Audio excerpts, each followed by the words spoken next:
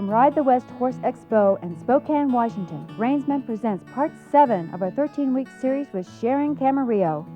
This week, Sharon begins a series of performance evaluations as her students begin running time barrel patterns.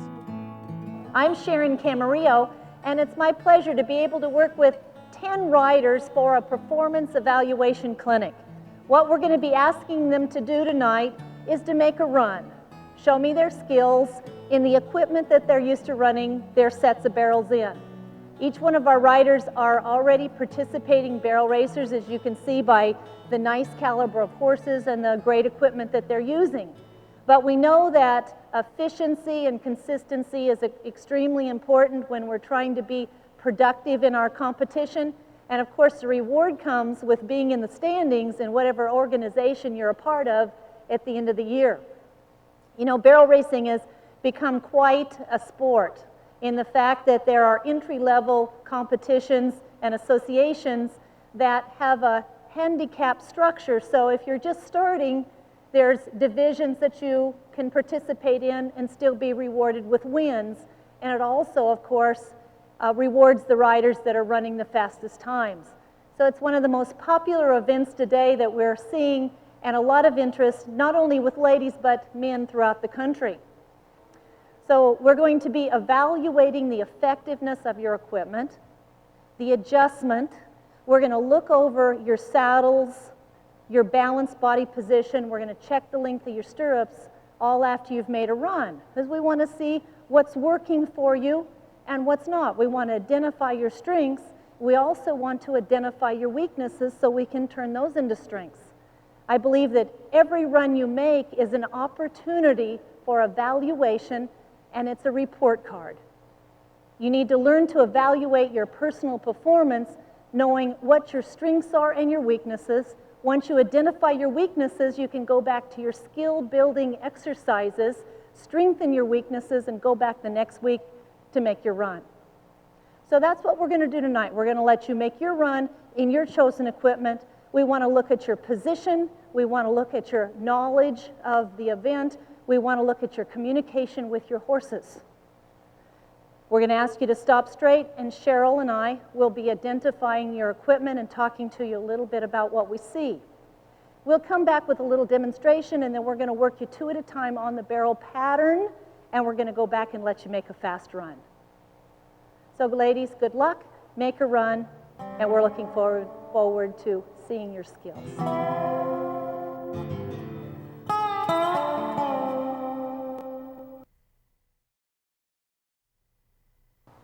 Amy, when you're ready.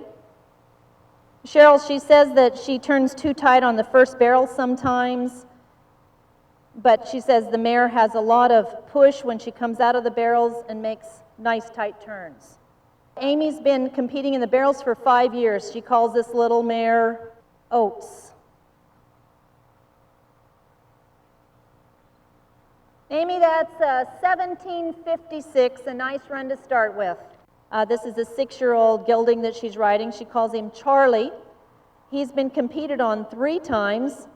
She's been riding barrels for 7 years, and she's a member of the IEBRA Association. She says her horse has a great attitude, Cheryl, but he has a lack of motivation. Sometimes one doesn't want to respond to pressure. Pretty moving horse. Christina, that's a 20-point, 25. Jaylyn, when you're ready. She competes in poles, breakaway roping. Good all-around cowgirl here. She says she's losing to the next barrel is a strength. She'd like to move through her turns. She wants to learn to sit correctly, and she wants to ride forward as a rider and correct the horse's hind lead, Cheryl. That's a 20.56, Jaylyn. Heather, when you're ready. Heather is riding a 13-year-old gelding. She calls him So Low. She's from Spokane, Washington. She's been competing on him for 1 week. She's been an active barrel racer for 3 years, and she's a member of the Washington State Horsemen's Association. She says her horse is patient, very willing, and smooth. She says his downfall is there's not a lot of training yet. And that comes in with a 19.59, Heather. Justine, when you're ready. This is a 10-year-old gelding. She calls him Cinco. She does a good job looking to see where she's going, but she wants to work on sitting correctly and balancing in the saddle. She doesn't feel quite confident on her first barrel. She's been competing on him for 2 years. She's been an active barrel racer for over 20 years. She doesn't look that old.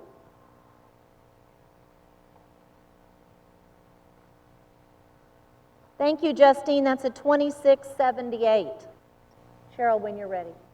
This is a 17-year-old mare she's riding. She's been competing on her for 5 years. Cheryl's been barrel racing for 22 years. She says her horse's strength is listening to the commands, utilizes her leg, hand, and weight pressure, but she loses her mind and she hollows out in her back when she's running barrels. Cheryl, that's a 17.35, and that happens to be the fastest run that we've clocked this evening.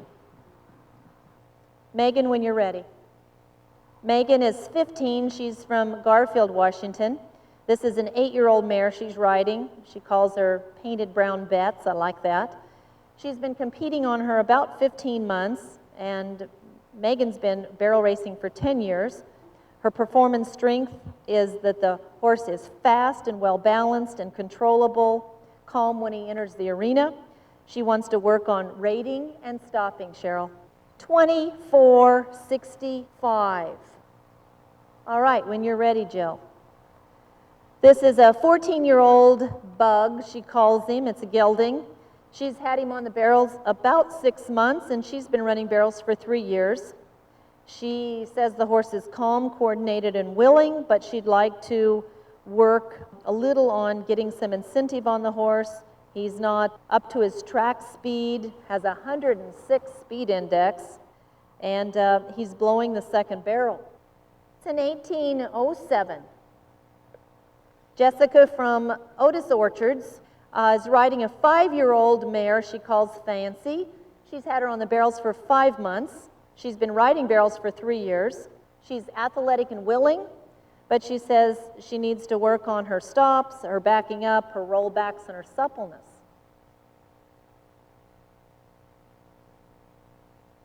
Jessica, nice job. That's a 17.32, which turns in the fastest time of the evening. When you're ready, Gladys.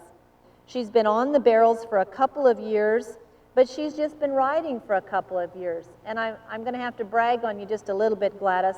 This lady is 60 years young, and to start a new occupation at 58, I think that's pretty admirable.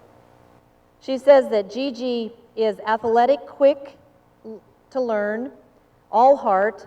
She needs to work on her rate. Okay. Something to work on. 17.45, Gladys.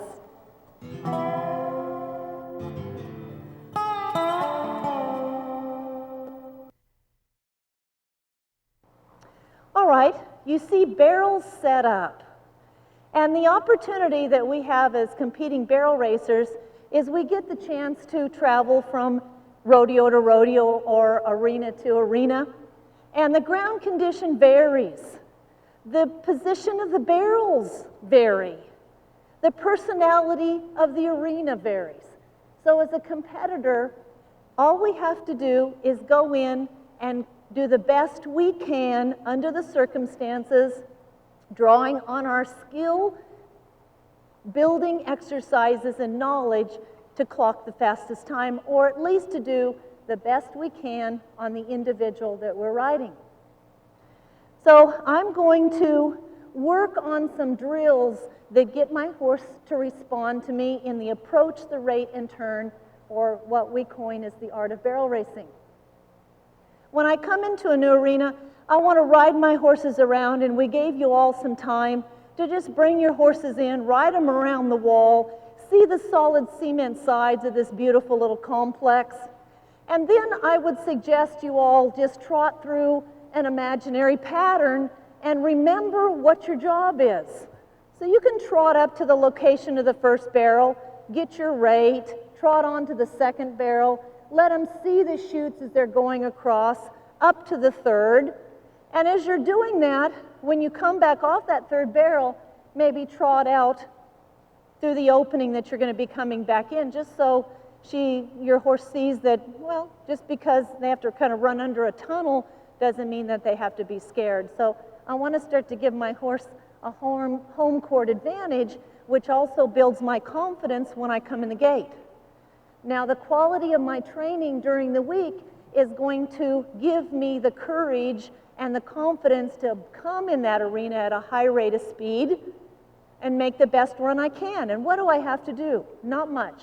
I have to go straight ahead to my approaches on my first, second, and third barrel. And then I need to close my fingers, shorten my horse's stride, and rate at the first, at the second, and at the third. And then I have to precisely place my horse around the first barrel turn, the second barrel turn, and the third barrel turn. So I need to incorporate skills that allow me to accomplish the art of barrel racing. The art of barrel racing, the approach, the rate, and the turn. And like any sport, we practice the parts and pieces.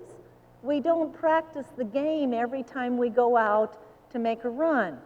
So practice your skills for the approach, practice your skills for the rate, practice your skills for your turns. It's important and imperative that the rider learns to be balanced. The more integrity that the rider has in a balanced position, the better balance you're going to be able to ride your horse. And in this event that's judged solely by the stopwatch, doggone it, the better you can sit in the middle of your horse, the more able you'll be to balance and ride both sides of the horse, drive them straight, and make those consistent runs. We need to use our aids, our rider's aids, our ability to ride the horse's front end nice and light. We're not going to throw away the reins and lose contact. We're going to keep nice light control. We're going to have our seat bones balanced in the center of the saddle. We're not dropping in and we're not leaning out. And we want to be able to use our legs to help support the rib cage, to drive the horse forward, to help him move through his rate into the turn, drive through the turn so the first fast full stride is powerful, straight, and strong right into your next pocket. So it's a lot of lip service, it's a lot of terminology, and let's just put it together and see how it works. In this arena, I want to make sure that I'm going to pick a pocket point, and my choice is at a center alleyway.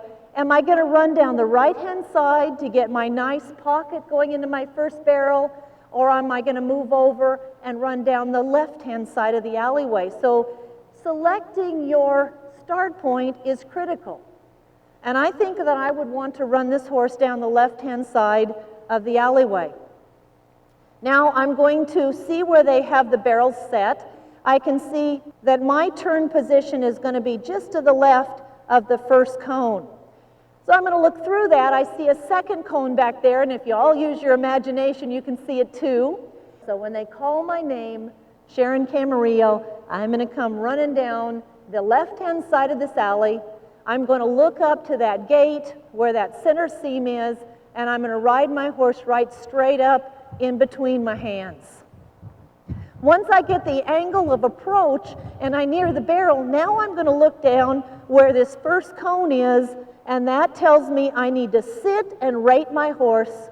And if I could see one problem that's pretty pervasive across the 10 riders, would be your lack of knowledge or incentive to ride your horses two-hand in between, rate them straight before you drop and go to the horn in your turn. Chin up, eyes forward. I want a nice straight approach. I'm looking at the far cone to give me the idea of where I'm riding. First cone says slow down, second cone says start the nose, and I want to ride straight to the last cone to know that when I finish, my horse is up underneath himself and the first fast full stride when I leave that barrel is going to be straight. So the quickest way to get to between 2 points is a straight line. And if you look at the cones the way we have them set up, they're going to resemble a triangle. Now, you're not going to see my runs look like I'm riding straight, but what you're going to see is a balanced position, horse in between my hands and legs, my seat centered in the middle of the saddle, and my ability to aim, shorten, move the horse through the turn, look at the next position, and the first fast full stride when I leave this first barrel is straight across. Now I can look up and there's a cone over there on the chute. And when I ride across to the second barrel, I want to look and see where I'm aiming my horse. I'm aiming my horse toward the cone. I'm not looking at the barrel because where I look is where I want to ride my horse's feet. And I'm not going to look up for my approach into the next barrel until I finish the turn that I'm on. Approach, shorten, use my legs to place, position, and drive my horse to the turn, then I can look up. During the week, you're going to work your horses in a no start, no stop pattern, and this allows you to work your horses over and over without a lot of anticipation for a start or stop. During the week, again, we mentioned to several of you, some type of a martingale, probably would prefer a German type martingale for the resource of collection, and whatever bit that you choose to keep your horse nice and balanced and in between your hand. Where I look is where I'm going to ride my horse. Approach straight. Now, I didn't see many of you having any problems in your approach to your first barrel, besides you weren't riding two hands. So I want you to think about riding two hands, get your rate, then you can drop your outside rein and help your horse through the turn. Those of you who were getting your horses to push out through the shoulder, see the lateral movement? All I'm doing is pulling on that inside rein. The only way to isolate that lateral movement would be to brace the outside rib and isolate the outside shoulder with a little outside rein. You can lift that up. So those of you who feel like your horses are pushing through the turn, last cone reminds you, help with the outside rein and outside leg. Now, the big horse that we saw go, the racehorse, let's see, do we call him Bug? Yeah. He wanted to drop into that second barrel. So no matter where she looks to see where he's aiming, he still wants to anticipate her position as she goes to the horn to help balance. And what she could do is the reverse arc that I performed right there. So anytime that I can't apply what I do in my skill building exercise of a shoulder in and out to merely be able to aim my horse up into my position, then if there's a drop, a little reverse arc. How does this work? Horse is moving up from behind, nose is taken away from the circle, and it's a reverse arc position. Okay, so our approach, it's as simple as this. When your horse drifts in, you pick up an inside rein and move him out, and when he drifts out, you pick up an outside rein and move his shoulder back underneath you. Now, how are we going to be able to get our horses to rate? First of all, we got to ask, sit, 1, 2, 3, close our fingers, take a hold of the reins, slow them down, and they'll see, first rider out, I think it might have been Jill, horse stalled in the turn. So what we want to do, squeeze and move our horses forward. Straight, straight, rate, hold, patient, sit, squeeze, move your horse forward. Look up, see where you're riding.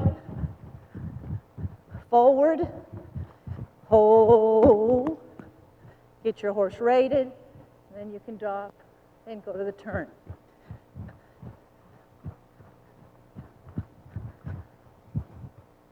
body position is going to be extremely critical, and I'm going to remind you that a balanced rider makes a balanced horse. Chin up, eyes forward.